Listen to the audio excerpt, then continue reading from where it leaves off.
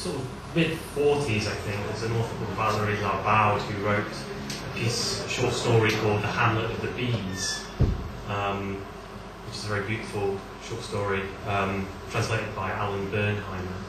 And the epigraph for this poem comes from the final paragraph of that short story. I should say, I wrote this before, this was about a year ago I wrote this poem. It's only very short, but by strange and slightly depressing coincidence, my mum died very shortly afterwards, and it's incredible how it seems to have been about that without having the ability to have known it could have been. So this is from the Larbaud story. This sense of a secret fellowship between bees and men is probably what inspired in the ancients the idea of their mythical origin. This feeling is expressed particularly in the custom which demands that when the head of the family dies, one places a little flag made of a stick and a bit of crape on each hive, and leaves it there a year and a day. They say that if you forget or neglect this practice, the bees will go away. And so it is that in those of our thoughts which concern our departed relatives, or our own end, there appear sometimes at the border of the two worlds little black flags floating over a row of beehives. Siren.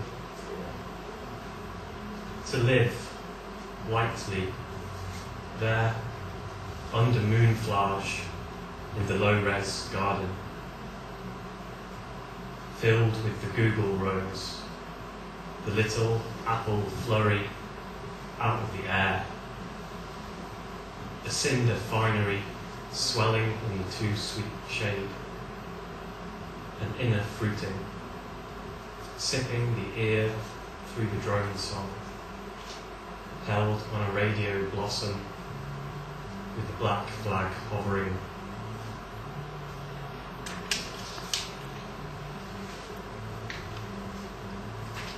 On a different note, some people may be familiar with a music genre called melancholy dance music. It was termed, I think, I came across the term in The Independent in an article written by Kieran Yates, who has a wonderful description or definition of it. It says it's still upbeat enough to simultaneously dance and cry to. So these four poems, the sequence is, I don't know, somehow it's a kind of poetry response or enactment of melancholy dance music. People like James Blake, that kind of feel to me. Mainstream female takes on an emotion, perhaps a towering one. Lyrics that could be straight or still. In a room tiled with unblinking, rotating globules of die-cut body pierce your smell in a teary mess. Written about hen night on a shred of petrol station J-cloth, somewhere between masculine and joyful laughter.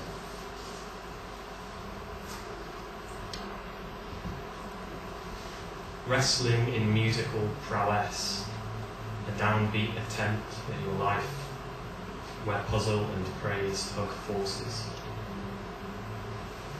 Picture yourself in Crete in a yellow jersey. Picture blue plums in a white hat.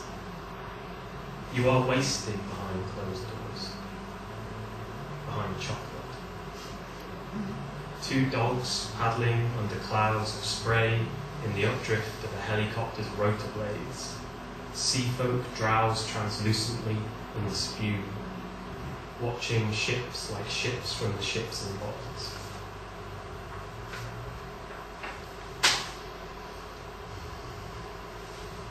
Daylight rave glimpsed through street level window.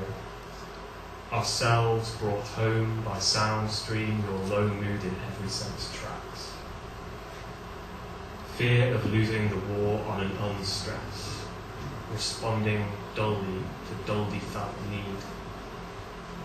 Jam on the promenade in dough, receptacle and rain. remnant of night, the nerve smirking excretes.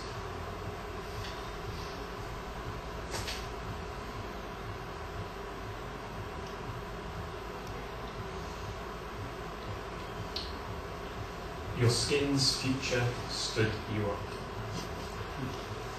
sadly masturbating in the rear view mirror, neither a barrel nor a bubble of laughs. Fasted in child suit, bracing for U-bend inspection. Voiced finger to sad assurance, quiet dose of script back sweat.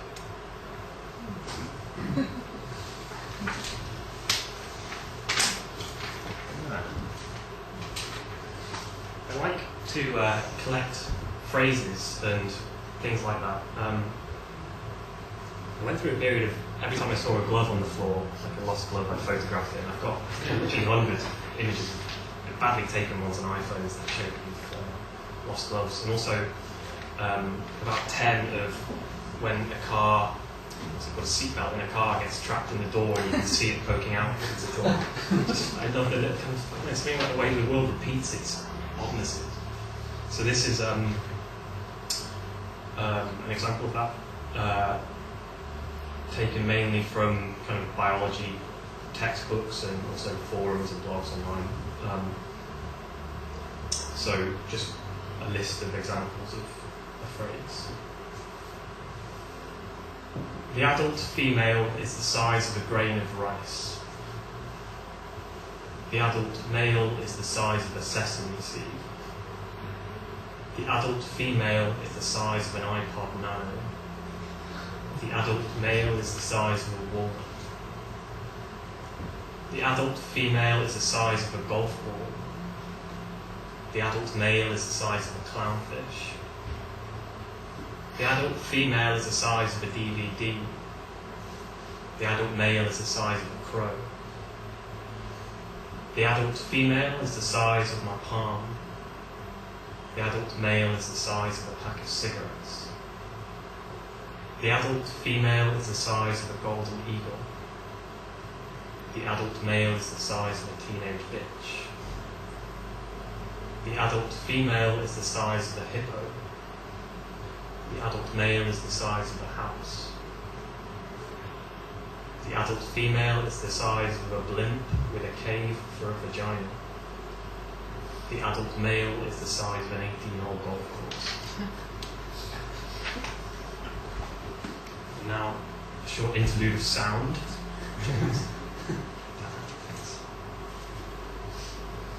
Oh God, pause it, hang on, wait. I should say, I came across a recording of Robert Creeley reading William Carlos Williams' poem, Burning the Christmas Greens, and then I searched for a recording of William Carlos Williams reading the original, and was interested to see how they track, and these kind of, they weren't speaking to each other, but laid them on top of each other, and they kind of are. So I'm just going to add my voice underneath them two and build a kind of chorus of the poem. So let's fire it up.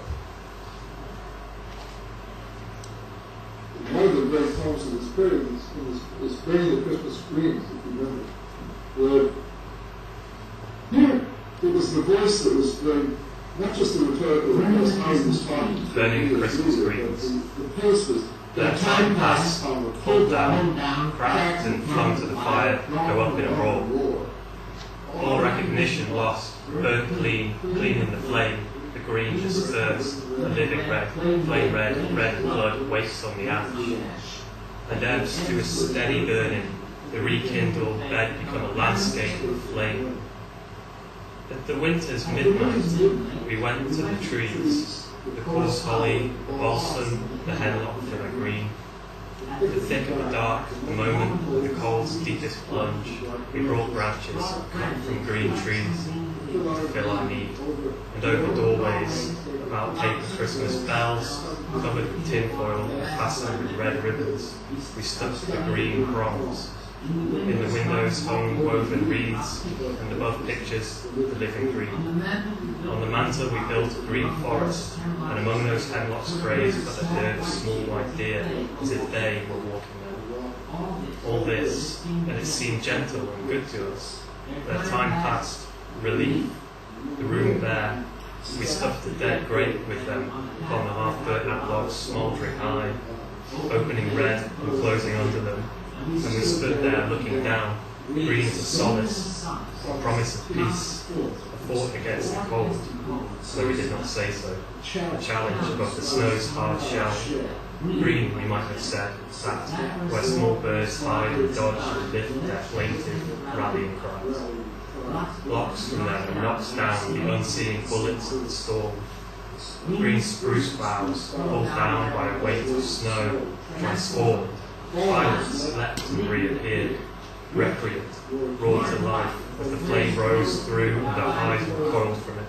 In the jagged flames, green to red, instant alive, green, those shore abutments, gone, lost to mind, and quick in the contracting tunnel of the great, appeared a world, black mountains, black and red, as yet uncoloured, ash white, an infinite landscape of shimmering flame, ash and flame, that instant, lost, breathless, to be witnesses, as if we stood, ourselves refreshed, among the shining fauna of that fire.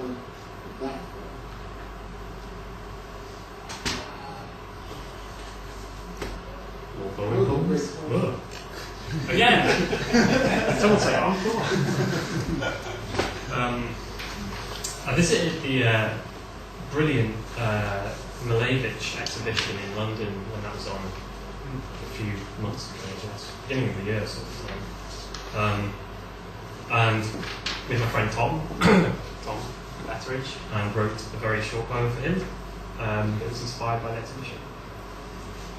Which, as someone who writes in concrete poetry, it's in the shape of one of Betteridge's peasant figures, but that's not too important. One of Malevich's peasant figures. I think it was a show about Malevich and I was there with Tom, but it might have been the other way around. Boats. Black hugs at the 0 hour. Spoons the whole, ripe with Maying. Brine on brine, quadrangles swimming. A white cross punches some colours from your eyes.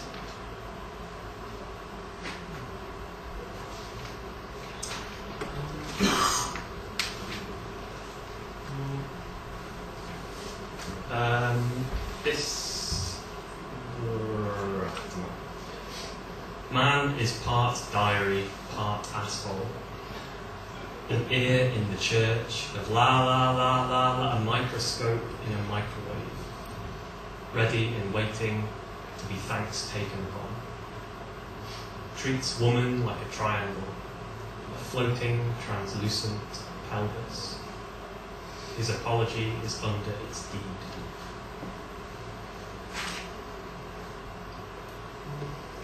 And ultimately, there's a poetic form known as a dicotyledon, and this is, so it's two words and they're different by one letter, and this is a short sequence of those. And it's for Jerry. Star, saw, wood, word, tree, twee, kilt, trout, stone, shone, previous, precious, blur, blue, touch, vouch.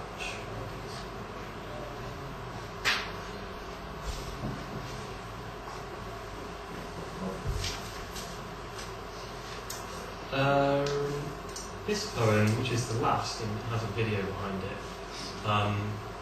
is titled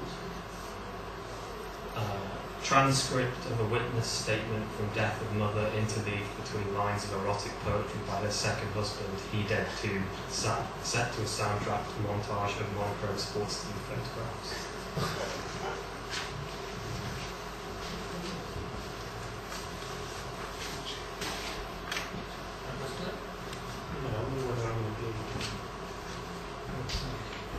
It's okay to move this. Cool. Yeah.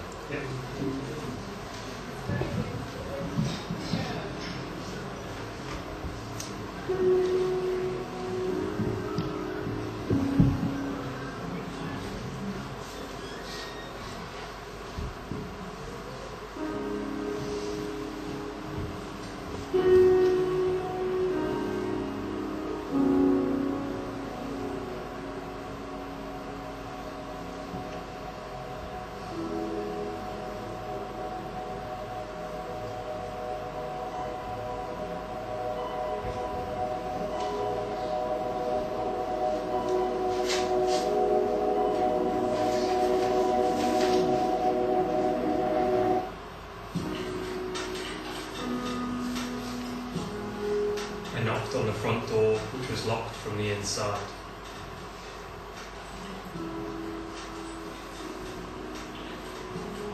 She sat with serene stillness, her eyes centered on mine.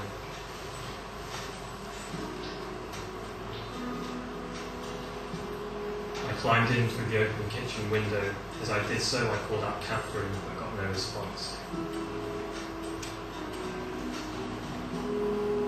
Her skin was a light tan, her legs were long and perfectly shaped.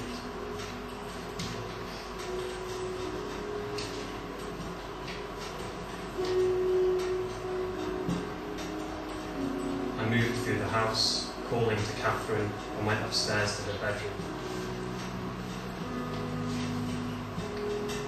She settled back and exposed herself fully to me. There was an illegionist Jew.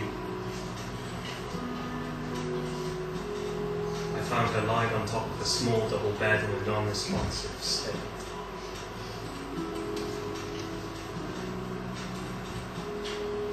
Her head went back to expose her throat area in complete submission.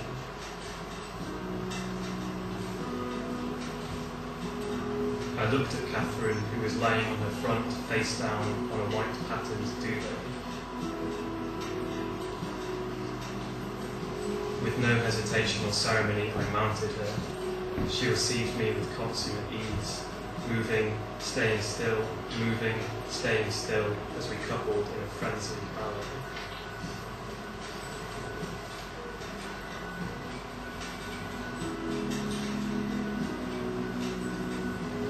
She was wearing a green and blue flowery summer-type dress. I could see her skin was mottled. My passion peaked, burst, and subsided in a blissful trance of complete oneness with her. There was fluid discharging from her nose and vomit from her mouth.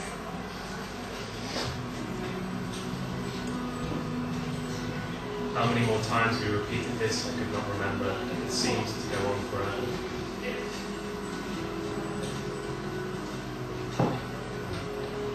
I touched her face and lips to see if there was any warmth, but there was nothing.